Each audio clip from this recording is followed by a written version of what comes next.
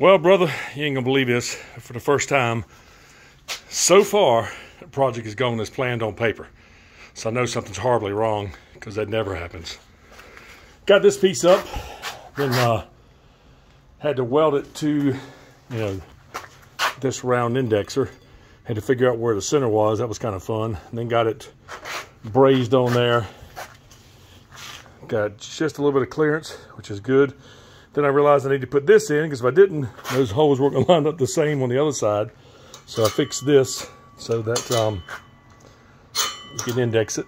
That's loose. Come over to the other side here. A little bit of flexation in this. Not much, but you can feel a little bit. Maybe that's the bearings, or maybe it actually flexes. I doubt that. It's 1/4 inch wall.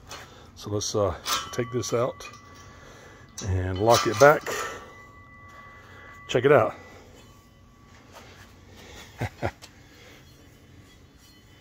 Now, is it perfect? Nope. But it's pretty dang close. If I could hold the camera still. I can't hold the camera still and turn it at the same time. Where's the camera at? There we go.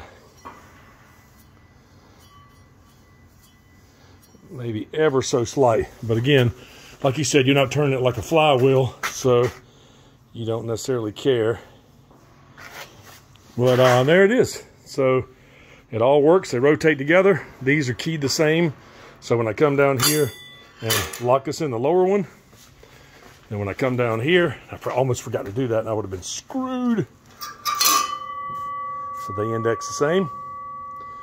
And got the bearings in place. And I'll put a bolt here, although it's not necessary because it's impossible for it to move. And there's a nut in there that shoulders up to it, and I'll also lock that down just to be safe.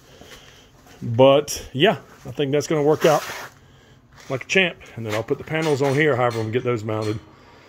And it may be that you end up having to bring the thing.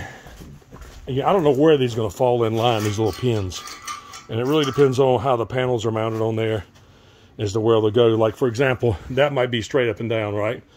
That may or may not line up like you see here with that. And if that ends up being a problem, then I'll have to go back and break the spot weld loose because I didn't think about locking this up and down this way for 0 position when I did it. So it's going to be close. Let's see where it actually falls in.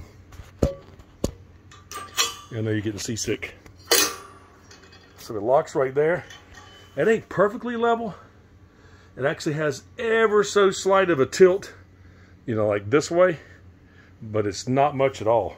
I think that's going to be enough for the panels to mount on there, and I can adjust them some if I need to with a piece of metal that I'm making the bracket for it. And that would be the first hoe in, or second hoe in, not the first one. Again, I don't think that matters. It's just a relative indication, right, where it goes.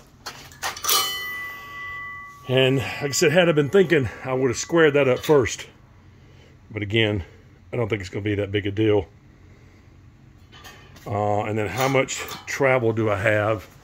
Set the panels up there. And this is resting inside the trailer.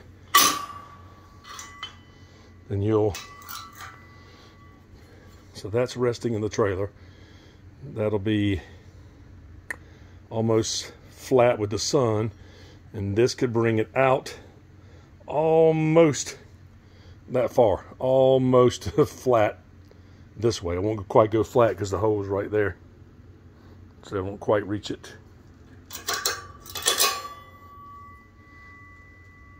I like it. Looks good. It's actually working out. Now I got to get a panel up there, see if it's going to hit the trailer, determine how much of this I'm going to cut off because it's sitting on the ground instead of up here, because that dude is way up here when you mount it on the trailer. So yeah, step 3 tomorrow.